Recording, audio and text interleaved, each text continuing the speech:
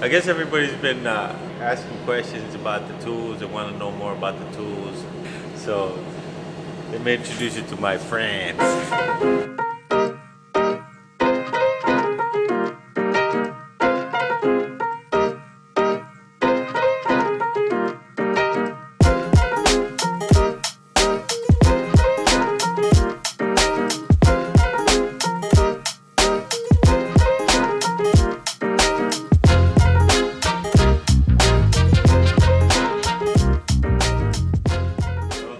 Let's start with this one. It's called the Lathe. You know, it's kind of big for what I do, but it takes me out of like trouble, I guess. Sometimes you need a little cutting here, a little cutting there, something off the edge, or mostly for like when I do the columns, or you know, a lot of stuff, but mainly that, like little stuff that I need to do when, you know, putting a car together. It's nice. I mean, it's old. You know, that's its job. It does what I needed to do, you know? But check this one out, dude. So I got this one with this one. You got this with the lathe? Yeah, I got this one together. The homie gave me a good price. It's like, take both of them. This one was broken. We fixed this one with that one. And what's this, just for people that don't know? This is a mill, a press mill, you know? You can do like different angle milling. I mainly use it just for drill press. It does such precise work that's kind of what you need it for. It works perfect. So I don't know exactly what year it is, you know, but I love this machine. I don't ever use it as its full potential. I just use it for what I need it to use. You know, a lot of people say, why you have so many tools? It's because I hate going somewhere and, you know, having to wait, you know, for somebody to do something for me. So I learn how to use it. I buy the tool and then I just do it for what I needed to do as far as like building cars. That's what I use it for. I don't do like serious milling and anything like that. Anyways, this is the breaker. I'll show you my old breaker. I had an old breaker. I bought it at a garage sale. And then I had that one for years, and then I finally broke down and bought this one. From going from a shitty breaker to a nice breaker, I mean, somewhat nice, I'm stoked, you know. It's more precise, it does like cleaner brakes. It's a good tool. Beading bag. I'm sure a lot of people have seen this one. What it does is, if you come closer, right now I got it set up with the shrinking die. So what it does is it shrinks the metal. And then that's how you create a form. I like this one. I got two of them because that way I don't have to keep switching from shrink to stretch dies. I got them close together, that way I can just turn and do this, and then if I need to stretch it real quick, I turn and do this. The die, when it stretches, it pulls the metal out and it stretches it out. Good homies to have with you, you know what I'm saying? Back you up. Of course, you guys seen this one, the fucking Loco Chong power hammer. This was my first power hammer, and it's got a smaller throat. It is it's fucking sick, dude. I love this thing. That's all I gotta say about it. What this one does is, it depends what die you put on, but what it does is it stretches the metal, or you can put a shrinking die, or it shrinks the metal. So it does a lot of stuff. This machine does a lot of stuff, you know. I use it mainly for stretching the metal, like when I'm forming it. I think I just like using all the tools. You don't really need any of this shit, but it's fun. This one right here is cool, dude. The English wheel. I started with the Harbor Freight English wheel when I first started. You know, the one that sell Harbor Freight. Yeah, you guys know what I'm talking about. Honestly, you can do all the shit metal forming with the smaller Harbor Freight, you know, tool. I don't know, when you use these ones, it just feels like a little bit more like, it's like having a fucking nice pair of sneakers, you know what I'm saying? Like, oh shit, you don't want to, like, but it does like what any other English wheel would do. It's just, you know, it's kind of like the same thing like what the power hammer would do, but what this does is it gives you a nice, better finish on the steel, because it like irons it. It's like an iron. When you're running the metal through here, it's like you're ironing it, but at the same time it stretches the metal. So it's a little bit slower process than the power hammer, but at the end you still use I still always use the English wheel to finish it like smooth. Over here we got it's one of my favorite tools. The bead roller. This machine right here is like it creates the beads on the panels. Like when you see the sheet metal on the floors or the reinforcements, you know, you always want to put a bead on it because what it does, it creates a strength. It creates strength on the steel. My latest one. This tool, I always wanted one of these. It's my biggest trophy tool.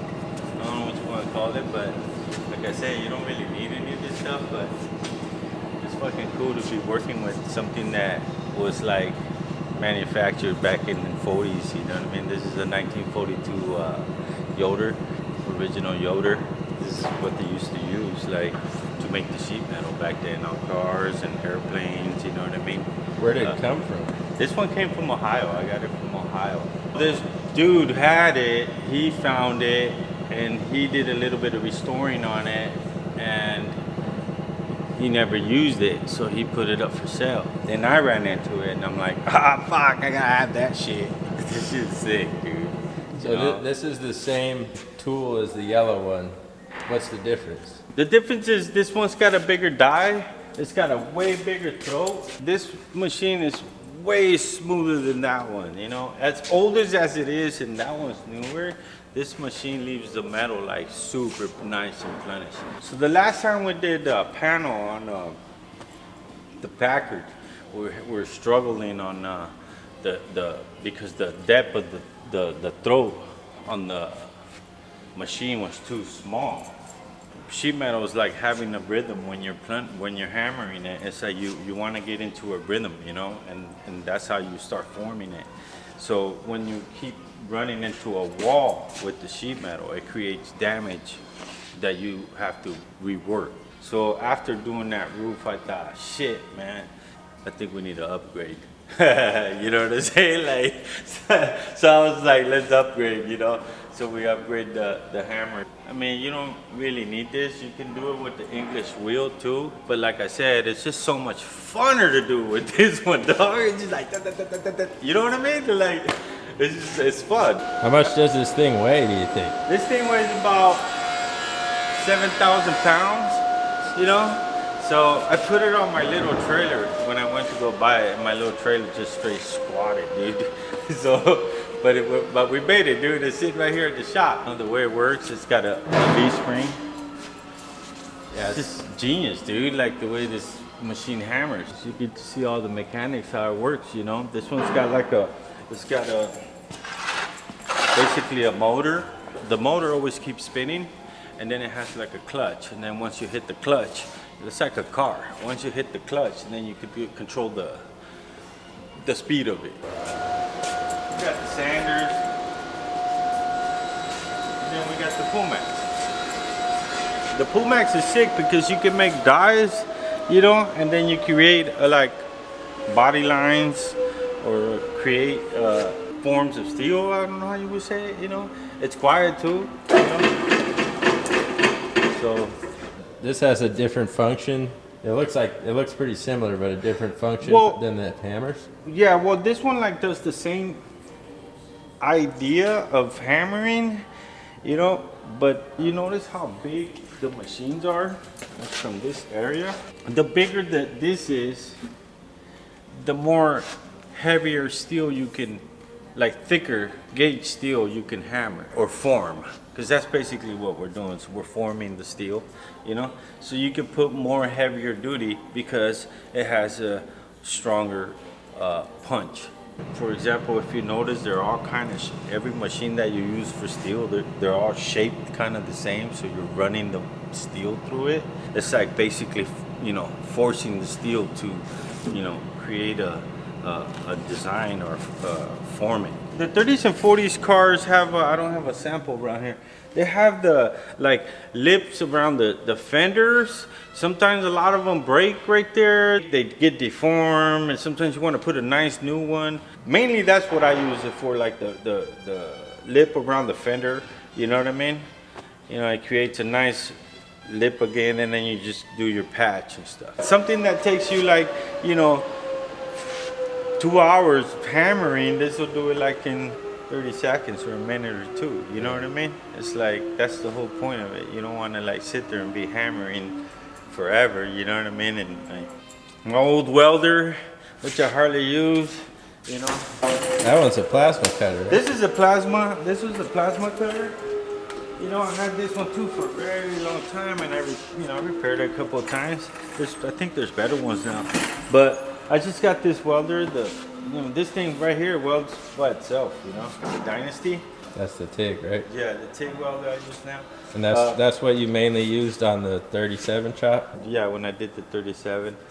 These right here, there's like 4 MIG welders, but they all have different size wire, you know, because like sometimes you're welding on frames and sometimes you're welding on sheet metal. You want to tack something, you don't want to like, you can take the whole welder out, TIG, and set it all up. So sometimes you want to do something quick. So they all have different wire, you know, for different applications. This is one of my favorite tools too. I didn't know too much about the plasma table until about maybe 10 years ago. It's fucking one of the best tools you should have in your shop, you know, learn how to use it, and it saves you a whole lot of time on making brackets and stuff like that. You know, those guys that already have one, you know what I'm talking about, homie, that's the shit. It's a small one, a 4x4. It takes a little bit of brains to use it, but it's all worth it if you like learn how to use it and stuff. And check it out, well here we got some stuff.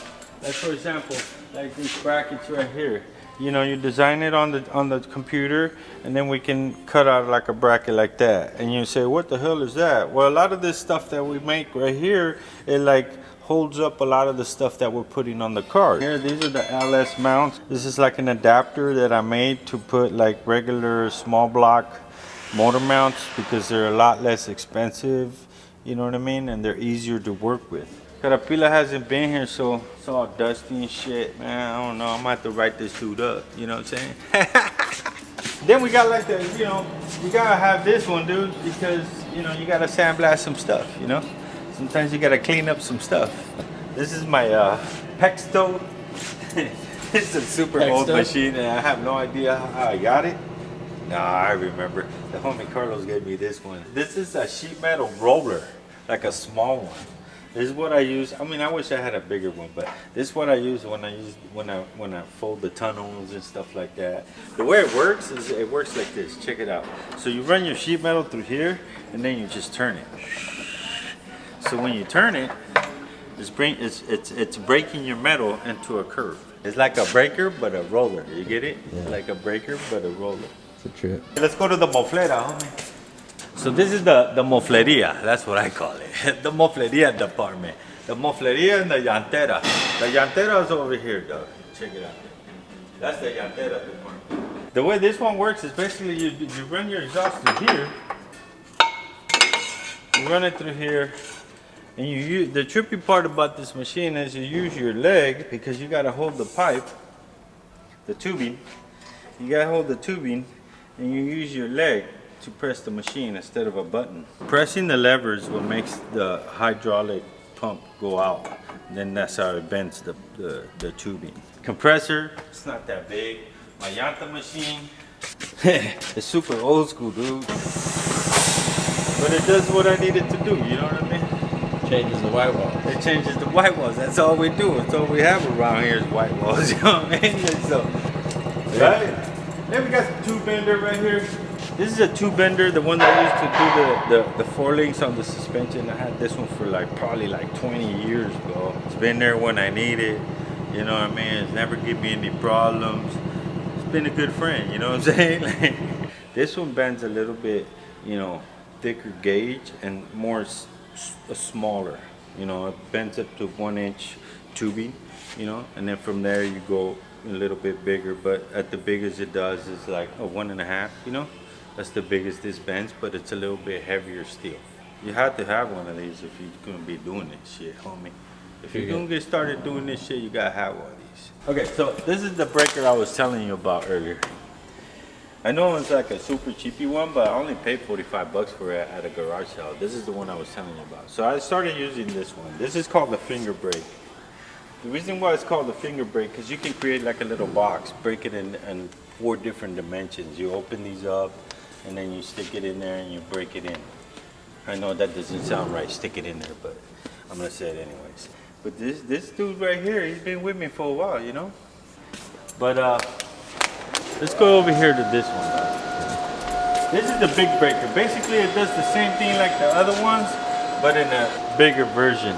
I think I abused it. I got it like this all broken. I never fixed it because I usually don't break sheet metal that long. I use this for thick metal but short. I make brackets. It serves its purpose, you know what I mean? I mean, it's more than what I really super need, but I do shit with it. This is the Shear Department. I know you guys see me use this one. This is like one of the best tools I have too, because it saves you a whole lot of time. So what it does is basically, if you look in here, I don't know if you can see, but it has a big like blade that does this, like a big scissors. That gives you a clean cut. This one right here, I traded it for some work. So he's all happy for what he got. I'm happy for what I got, and that's what I'm talking about, homie. This one right here is badass too, to shear, but a smaller version. So if you want to do something small, you know, like if you want to cut a corner out, you know, you can cut a corner out. You know, if you want to cut something small, straight, that bam. So that's what this one does. Let's go over to the planishing machines, bro. So let's talk about this one back here. This one right here, see right here, right there. That's because I made this shit. You know what I mean?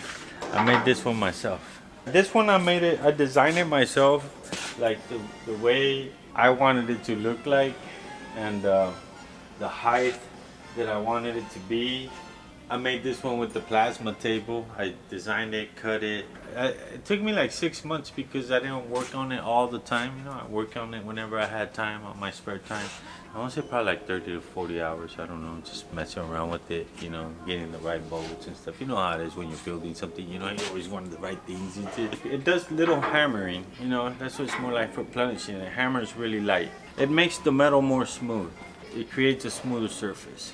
But it'll still bend the metal?